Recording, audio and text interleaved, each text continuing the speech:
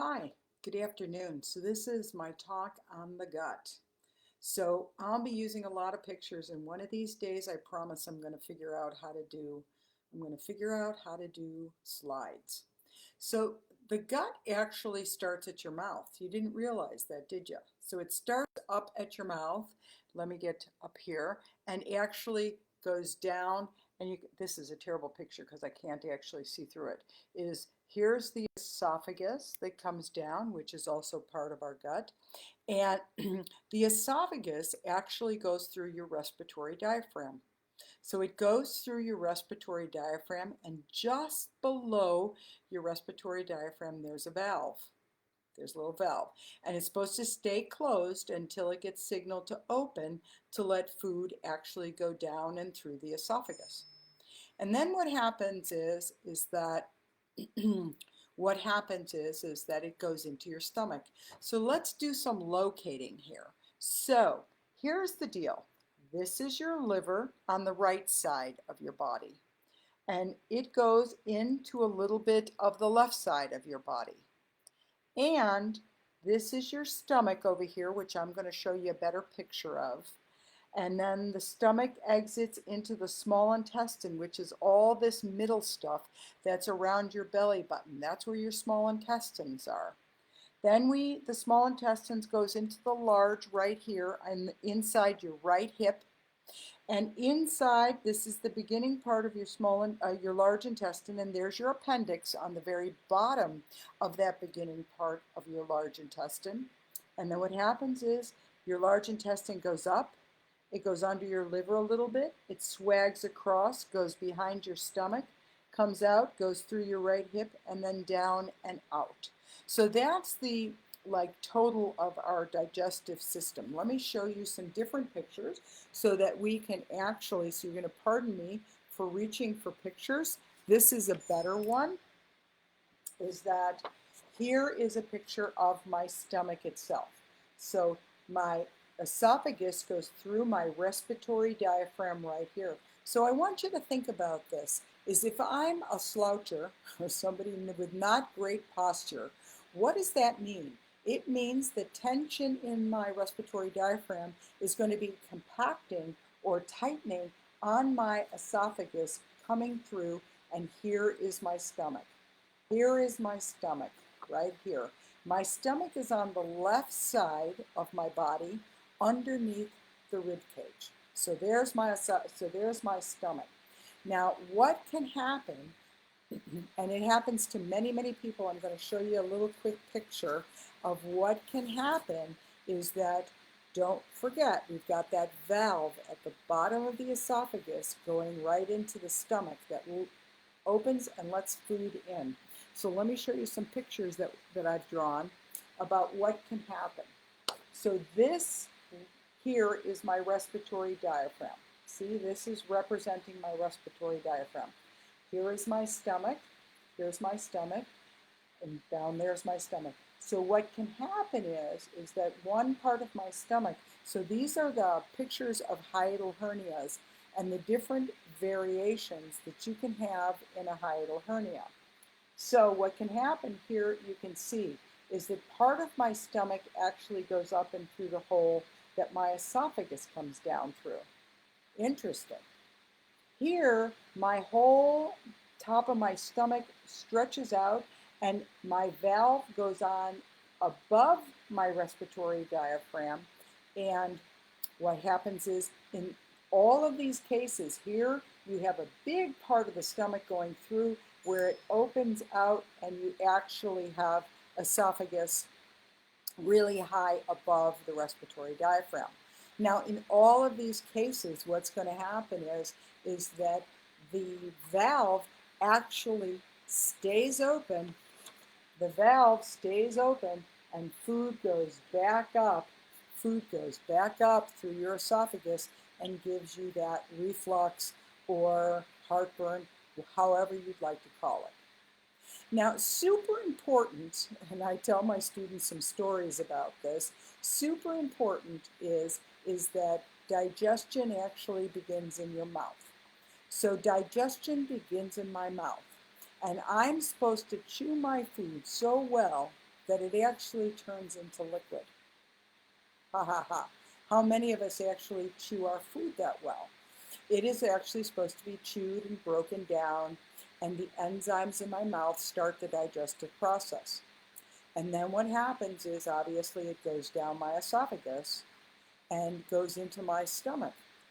Hopefully not in whole pieces, okay? Then what happens when when it gets inside my stomach, I have this part of my stomach, which is the top, called the fundus, and this is the body of my stomach. And it's very layered, it's muscular, so it's got layers of muscles. And it's supposed to churn my food even more, break it down even further. So breaking down the food churns here, and there's a second churn in the stomach that's lower, breaking it down even more, because it's so important that by the time my food goes into my small intestine here, by the time it goes through here, it needs to be liquid. Now, I am definitely guilty of this myself, is that I don't chew my food enough often, so bigger pieces are getting through, and they're not actually able to be broken down enough in the stomach. I'm going to talk about what happens when these big pieces get through into the small intestine in just a moment. So I want you to know that there's another valve here, another one here at the end of my stomach that goes into the beginning part that goes into my small intestine. You've heard of this, the pyloric or Pylorus valve is right here, right here. And it's another valve we don't want to get stuck open, but what happens is if we eat a lot of foods and a lot of things that we're sensitive to, then we can have things like valves staying open, stomach getting bloated, stomach being unable to actually churn the foods. So these are all things that are creating a breakdown in the ability for us to absorb and get nutrition from all that we're eating. So here's where the stomach goes into the small intestine, right here, right in here, okay? And that beginning part of our small intestine is actually in our solar plexus area. So it's right below the rib cage. It's right below the rib cage. So underneath the stomach right here is my pancreas, okay? And right over here, they've lifted in this picture, let me get closer. They've lifted the liver up, and you can see that the gallbladder is here hanging underneath the liver. So on the right side is my gallbladder, and on the left side is my pancreas that's underneath my stomach. Now, the importance of these is that when I start eating and chewing, things start to get signaled about what kind of food is coming down. Is it a carb? Okay. Is it a protein? Is it a fat? And dependent upon that is how much, whether the pancreas gets signaled to send in insulin for the glucose, or fats get triggered the gallbladder to then send in bile. And where does this stuff go? So this is, I just find this super interesting. So let me grab another picture to show you. Let me grab the one I want. Okay. Yes. Here. All right. Let me show you this. So this is with the stomach gone. Okay, so the stomach is gone, the liver is gone, and here's that beginning part of my small intestine. Here it is. My stomach would be going into it here. This is the beginning part. Here is my pancreas. This is my whole pancreas. This whole thing is my pancreas right here. My gallbladder is just not there, missing. But I want to show you that this is all in the solar plexus area. Isn't that interesting how, and trust me, there's so much in the solar plexus. So what happens when it gets signaled is that either insulin from the pancreas or bile from the gallbladder go into the small intestine to continue to help break down what it is that you've eaten, all right? So it's continuing this breakdown. Now, one of the deals here is right here in your small intestine, just over here, is a little valve. And so whatever's coming from my pancreas and whatever's coming from my gallbladder go in to the small intestine. They share a valve there. And what happens is when you're eating poorly or you're eating things that you're sensitive to or high histamine foods, then what happens is that you get a reaction and the valves react and they tighten. And what you feel like is that you're bloated. You feel like food doesn't want to go down. You feel like you're 9 months pregnant. All of these things, are really common. I'm hearing them a lot lately, of course, because our food is so plastic. It's not even funny.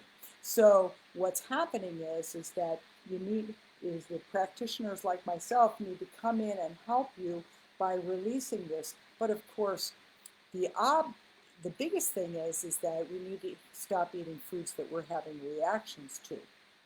Definitely. So we're all working on it. I get it. I get it. It's a tough world right now. Okay, so all of this is in the solar plexus. Now let's take the small intestine and go a little bit further down. Now the small intestine is where it's at, man. I'm telling you. I'm going to show you a picture with the small intestine. Okay, so here's the small intestine here circling your navel. Did you know, let me tell you this, 80% of the absorption of all your nutrition is happening in your small intestine. 80% of all the nutrition that you're absorbing is happening in your small intestine. And it's happening, there's some happening a little bit in other places, but obviously the lion's share, the biggest share, is in your small intestines. And also in your small intestines, they say 80% of your immune system is in your small intestines. And here's the other thing that's happening is your brain chemistry is being made in your gut, down there in those great small intestine. So the small intestine here, okay, there's about 24 feet of small intestine. So if we stretched it all out, we'd have about 24 feet. And that is a lot of feet so that we can do a lot of absorption, right? I mean, that's a big piece of that.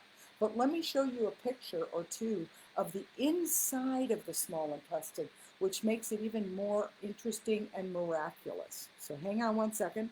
I'm going to grab this one. So look at this. This is the inside of your small intestine.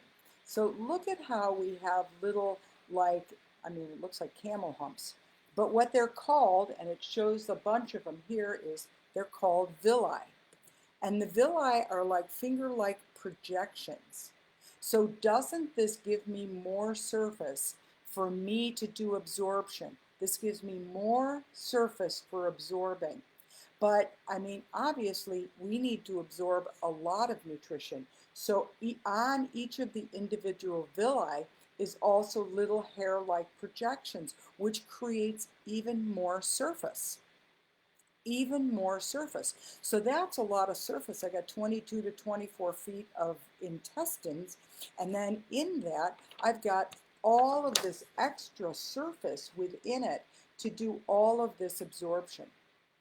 So here's the other piece that becomes a little like, is when you start to eat food that's more toxic and your body is not being able to absorb it well. What it does is it lays down, and it lays down in these areas. I mean, it lays down, and you get, you get layers of this substance. When you are not, and everybody, unless they're like the cleanest eater since the very beginning, has sort of, how do I want to say this? It becomes like a tarry substance when your stuff is in the gut, rotting and staying in there and not moving through, which is tremendous. I mean, we all have it. But how high, it will begin to fill the spaces. And what happens, I know you guys can see that, is you stop having as much surface to be able to absorb with. You stop having as much surface to be able to absorb with. So that creates, of course, a reduction in my the nutrition that I'm able to have. You know, I read a book, and I cannot remember this, what the actual percentage was, but how many of us are actually starving. We're like eating, but we're actually starving at the same time, which I think is super interesting. So let's talk about what I said earlier about chewing your food and getting your food broken down enough so that it's in a liquid form by the time it gets to these guys. We want a liquid form. But most of us do not have that. Most of us are not chewing well enough, and what happens is the pieces are not broken down, and it's one of the reasons why when you have bigger pieces that hit your small intestines, what ends up happening is that it starts to break through the walls. It breaks through the walls and it creates what's called leaky gut. And I've definitely read that almost everybody in the population has leaky gut, you know, almost everybody, because most of us have just not eaten well, and the foods are all actually just terrible for us. So leaky gut, the problem with leaky gut, besides the fact that now I'm having a more porous small intestine, a much more porous small intestine, what happens is that when the stuff goes outside of my small intestine, it's very vascular around my small intestine for lots of reasons I won't get into, but there's a lot of blood vessels there, and it gets absorbed. What leaked out of the small intestine gets absorbed into the bloodstream. Once it goes into the bloodstream, now it's a toxic substance in my bloodstream, and it circulates all over my body. So it circulates into all my other organs, and one of the big ones is it crosses the blood-brain barrier. So it crosses the blood-brain barrier. Now, when it does that, some of those symptoms are foggy thinking, memory issues, fatigue. There's all these symptoms that come out of the toxicity circulating in your blood, but especially when it goes up to the brain. Especially when it goes up to the brain. So, hello, and repairing leaky gut is not an easy deal. You definitely have to work with somebody who knows what you have to take in the supplements. Now, everybody always says probiotics, don't they? They go, ooh, you need probiotics. Well, that's true. I mean, that is true because most of us, again, have had some kind of an antibiotic in our life. And if we've had that, then there's a good chance that we've had lots of our good, healthy bacteria wiped out. Now, I said this in the class that I just taught, is that in one place I read the amount of healthy bacteria that's supposed to be in our gut. This was years ago I read this. It says between 8 and 12 pounds of healthy bacteria. Now, I just recently read another book by somebody I really respect, and they said between 3 to 5 pounds of healthy bacteria. So I cannot say which it is. I don't know how many pounds you're actually supposed to have, but probably more than we actually have. You know what I mean?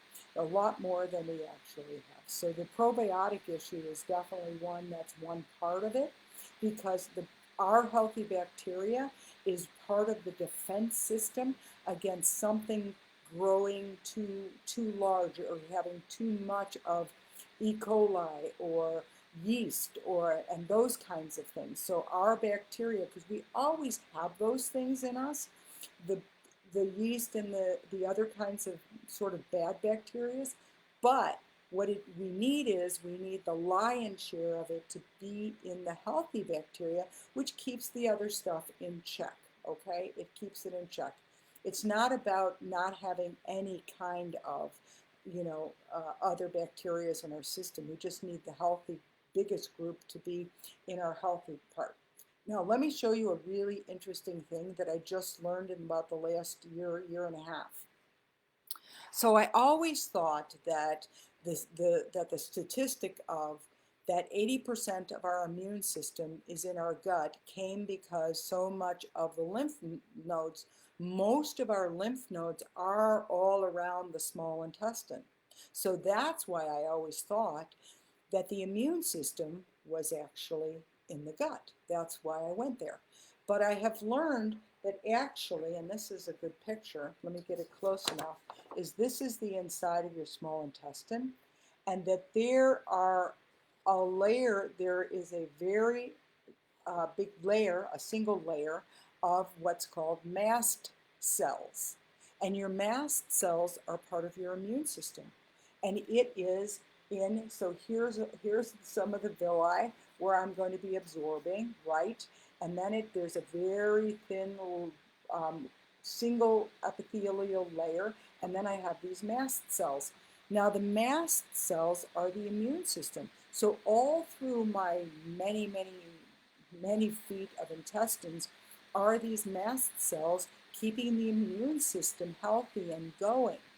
Well, one of the things that can happen, that happens much more than you realize, is there's lots of foods. There's foods that are, we know that there's cruciferous foods, which are things like cabbage and cauliflower and broccoli, etc. And we know that there's nightshades, which are like eggplant and peppers. Those are there's more in the nightshade family. And then we also have foods that have leptin, and foods that have histamines, and there's other kinds of things. Well, one of the deals about these foods that have histamines is that they actually, if you eat enough of them, and you can get a list of histamine foods on websites on the web, and these histamine foods make your mast cells react. And so when you have reaction in the histamine in the mast cells, your immune system reduces. And oftentimes this is why they say, health starts in the gut. I talked a little bit about this yesterday in my 1 minute. But health does start in the gut. That's one place. But I'm telling you is that when you're eating foods that don't work for you, because my group is my group and your group is your group that doesn't work for you. When these mast cells get active, and the histamine levels are going up, you can have symptoms. I mean, the symptoms, it's a mile-long list for the symptoms when those are going on. But one of the big things is that it reduces your immune system's ability to work. So oftentimes these people, or many of us, have autoimmune diseases, and this is one of the ways in which it starts. But and I really want you to know and really get it in your head that most things that go on with us, symptoms and pain and illnesses and all that stuff, unless it's something that like was an acute accident, is happening over a very long period of time. And then all of a sudden, well, oh gosh, I remember it was a Sunday, and all of a sudden, blah, blah, blah happened. Well, I want you to know that actually it's been going on a very long time, and there have been symptoms, but they've been either livable or you've just not paid attention to them. So it's a really interesting kind of deal with that stuff. So anyway, so the immune system, the mast cells, another big piece of mast cell stuff can be headaches, and it's high sensitivity stuff. So you can have heightened allergies, or you're sensitive to a lot of things. So that is what is part of our immune system that's in our gut. Okay, let's take a look at where all the food, well, actually, one more thing about our small intestine, one more picture around that here. This is a picture of the inside of the back wall. Now, this is the back wall of your abdominal cavity. Everything's gone. See, your large intestine is lifted up here, and your small intestine is gone. Your small intestine is in a bag. Okay, guys? It's in a fascial bag. And it attaches, look at this, it attaches inside your back. So where does it attach? It attaches on the front side of my sacrum, and then it attaches to some of my lumbar vertebrae. Hello, people with low back pain. If I have a lot of bloating and inflammation happening in my small intestines, then it's going to make my low back hurt. because my intestines are attaching to my low back. They are attaching there. It is so common. I, I can't even tell you how common it is to have people have low back pain that's coming out of the organ system. And it just, it's so interesting because I've been doing this such a long time that it, like, I can't think the other way, because when I first started, of course, I thought everything was a muscle problem. And now it's not everything is an organ problem, but a lot of symptoms are coming from organ stuff. It's why you go and you have chiropractic or massage and it comes back again, is because of that. But let's look at the large intestine now, so I don't like keep you from the rest of your life. Okay. So here's my large intestine. So this is the beginning part. Here's this small intestine right here. And this is the beginning part of my large intestine. It actually has a name. It's called the cecum. And here's the little valve. Everybody knows it, the ileocecal valve that goes from the small intestine into the large. So here's my ileocecal valve. This is all in my right hip right here. Here's my appendix sitting right there at the bottom. This is my ascending colon. So isn't that crazy how your food has to go up? I mean, I think that's kind of crazy how my food has to go up. So my food has to go up, and this is underneath the liver. If my liver were here, this is under the liver. It swags across, goes under my stomach here. This is the descending colon over here, and comes around and goes inside my left hip over here, inside my left hip, and then down and out the bowel. Now, here's what's supposed to be happening in my large intestine. Is my large intestine is really there for my large intestine is everything's supposed to be liquid. There's that liquid thing again. By the time it gets into my large intestine, it's supposed to be liquid. Now, it's also the biggest job of the large intestine is to absorb the moisture out of what this liquid is called is chyme. It's called chyme, C-H-Y-M-E. And it's supposed to absorb the liquid out of the chyme and absorb it and allow our feces to become more solid. So that's what's supposed to happen. So, of course, many people have diarrhea. You know, a lot of people have this inflammation that's going on in the small and large intestine, which will create more diarrhea. And then there's people that are more constipated. So, of course, a lot of this has to do with what you're eating, the amount of water that you're drinking, whether you're drinking enough, hydrating enough, the amount of fiber that you're getting in enough vegetables. That's a really important piece as well. But one of the other aspects that can really create this reduction in our ability of our entire gut to work, and, you know, it's always part of my questionnaire is, you know, are you constipated? Do you have diarrhea? Those things when a person first comes in, is that when I have high stress or high trauma, they both actually do the same thing in the nervous system, like somebody who's highly stressed or somebody that's or has a lot of trauma. What it does is it reduces my digestion working.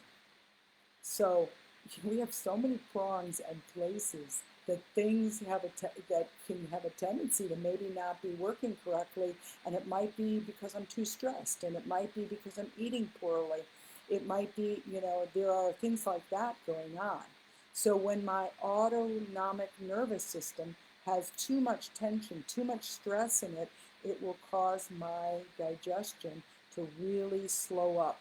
The entire gut will slow up, and part of that is often constipation. So constipation comes out of that. So, you know, you want to be hydrated, you want to have enough fiber, but you also want to look at your stress levels, what you're eating, you know, and the balance of foods that you're eating. So, you know, the gut is a very interesting and kind of complex system. And you know, it's an open system. I find that kind of interesting because this is one end of my gut and the other end is my anus. So the thing is open on either end, and it's just everything is making moves and going through. So I didn't see anybody having a, whoopsie, I didn't see anybody having any questions. And so therefore, I appreciate your time. Hey, if you want me to talk about some certain kind of subject for either my 1 minute or my once a month, please, please, please go ahead and, you know, give me a message here or whatever, make a comment. I'd love to share with you. I hope I answered some questions for all of you, made you understand what actually happens through our bodies. And you guys are great. Thanks for joining me.